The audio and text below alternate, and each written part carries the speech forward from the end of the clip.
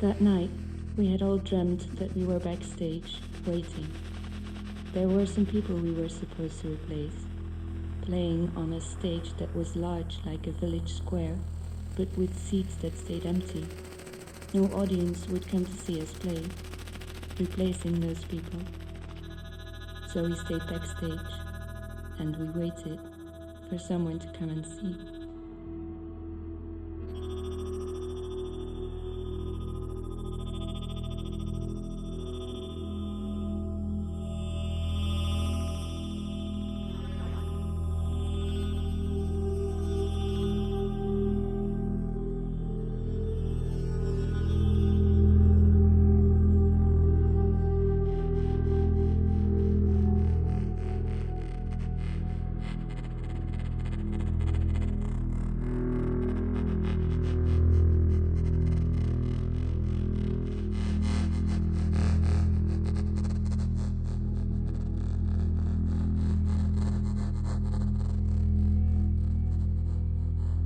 That morning, daylight came bursting through the covered windows again.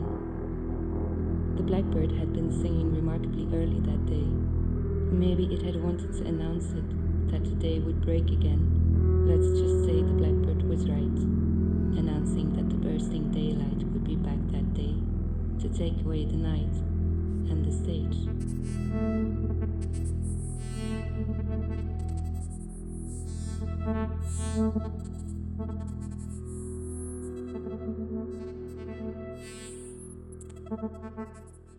The first thing we did every day was to go out into the garden and see if everything was still as we knew it to be, and if we still had it in us to stand. To go into the garden, into this bursting light, and stand still, and stand it. Did we still have it in us to take a step, and then another, without anyone there to give us directions on how to walk and where? No one to tell us where it was safe to put our feet.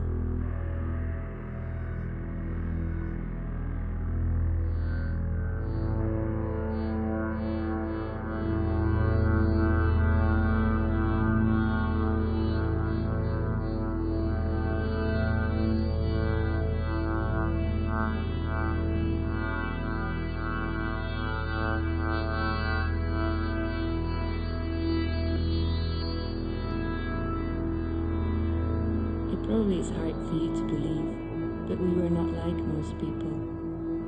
For us, not everything was about survival and finding something to eat. We had decided to practice our feet. To what purpose, you might ask, if not to find something to eat?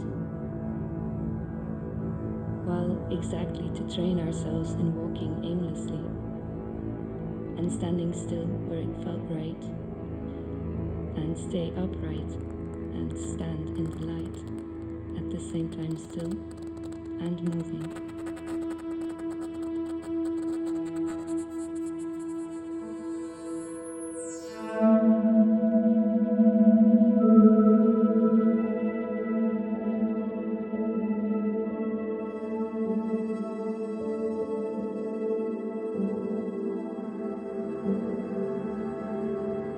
The house was alright, and we were actually alright as well.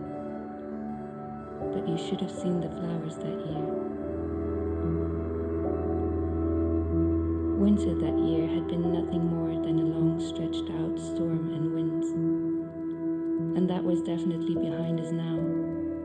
But as the light started coming back, the storm had moved inside of us.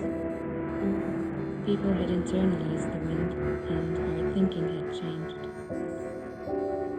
If our thoughts used to be mere observations and statements, they had now become something like trying to have a conversation with someone that does not reply. As if in our thoughts, we were talking to someone that had been silent for 1,000 years. The kind of conversation that inevitably turns into simply asking questions over and over again, endlessly, staying without answer, staying with only the questions. But for us, that was alright actually. We